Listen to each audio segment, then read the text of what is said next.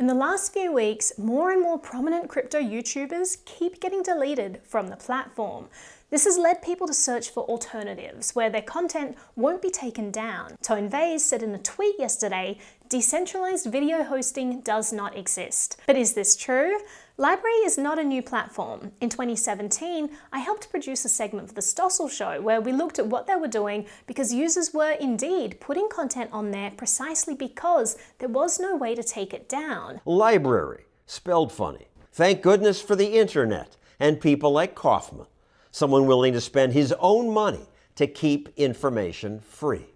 Perhaps it's time to revisit how LBRY works. We're here in Acapulco, Mexico. I'm chatting with Jeremy Kauffman, who is the CEO and founder of LBRY. Thanks so much for chatting with me. So great to be here with you. 2017, I first discovered you guys. Stossel covered it because LBRY was a platform where nothing could ever be taken down. A truly decentralized platform. We've come a long way since 2017, yeah. including now you can follow both Naomi and John Stossel on LBRY itself. Yeah, John is on there now. That's really cool. Anyone who's used services like YouTube or other centralized social media has run into these cases of content disappearing.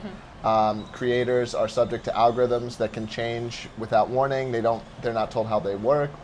And then another big problem, less censorship related, is just how much money is lost via these platforms. We're talking 30, 40, 50% or more to move some bits from place A to place B. And so we think LBRY fixes all of those problems. When you say it's truly decentralized, there are a lot of things about the internet that people don't realize are quite centralized, like websites, for example. Some of these companies will claim they're decentralized service, and you say, how do you use it? And they say, oh, well, type in so-and-so.com.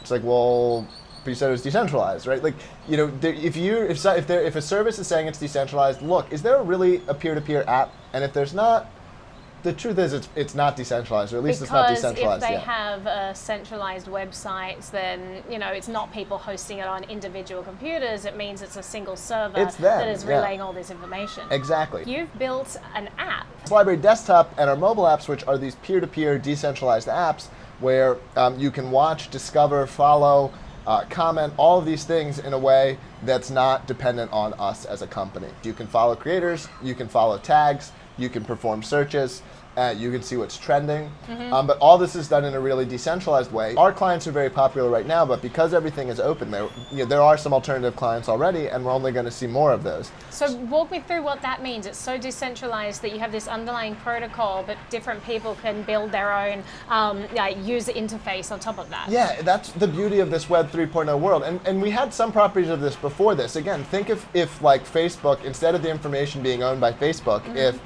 like, well, you could use Facebook.com, and I could use, whatever. Not Facebook.com. Not Facebook.com, FreedomBook.com, whatever, that gives me all these different experiences. Interesting. Because the data that's underlying it is all shared. How is that shared? Yeah, so you have a blockchain that underlies everything, and that blockchain stores the metadata about content. And metadata is it's data about data, right? Metadata. Right. So that stuff, in the case of your channel, that's a signature that says Naomi Brockwell created this, and no one else can fake that. That's information like the length of the video, the description, the title. This is all separate from the video itself.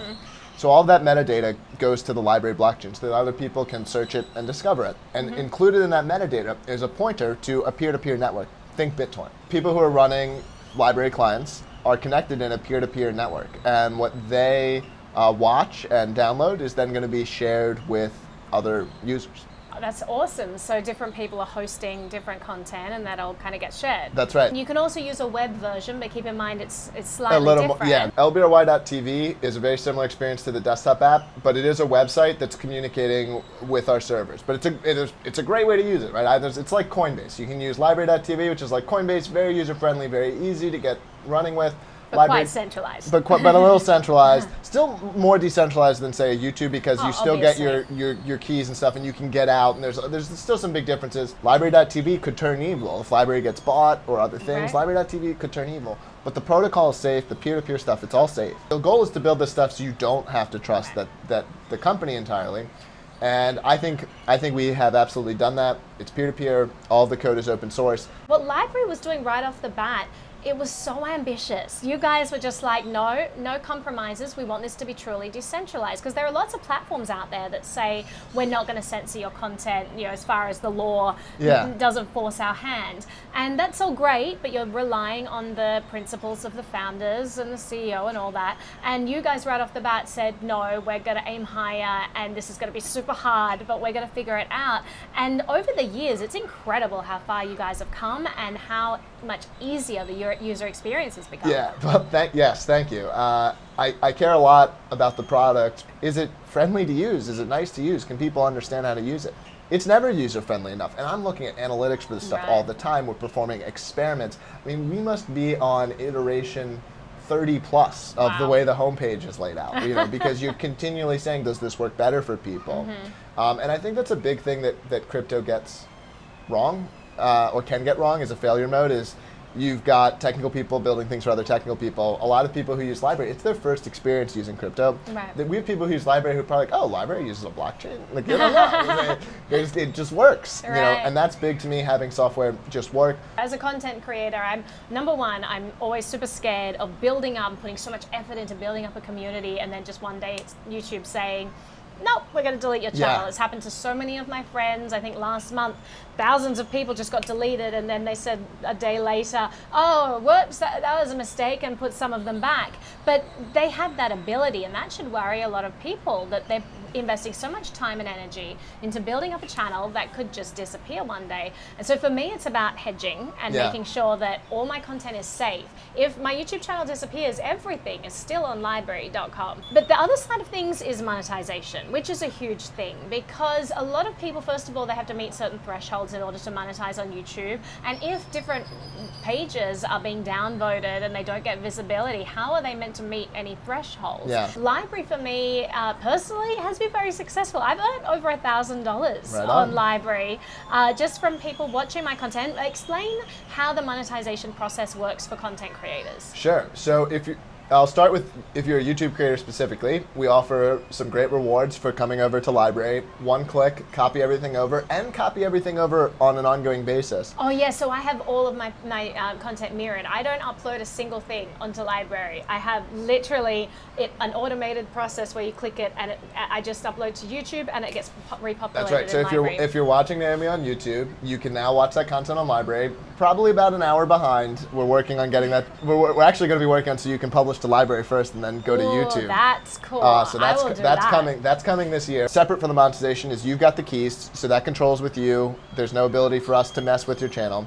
In terms of monetization beyond the YouTube reward, you earn tips from people who just want to support you. And I will say the LBRY community is very enthusiastic for creators coming on, and you'll get people who want to support you. For sure. And then for certain users who go through a validation process with us just to ensure that they're not fraudulent and it can't be cheated, we will subsidize a little bit the views with our token, because we want to have the creators who are coming on now get a little bit of an extra reward for coming on right now. A lot of my friends are on there and they've had a great experience, and just the fact that they're able to monetize their content, it's just another revenue stream. So if you're not posting all your stuff to LBRY as well, I think that you're leaving money on the table there. If you're already on YouTube and you're actively creating on YouTube, there's literally zero reason. It's all upside. Absolutely. And you can be set up in under 2 minutes. It's super quick. One final thing, just as we wrap up here, I think it's so important that we start to think about supporting these people and these services that are making our world more decentralized. Now, there's some awesome products out there,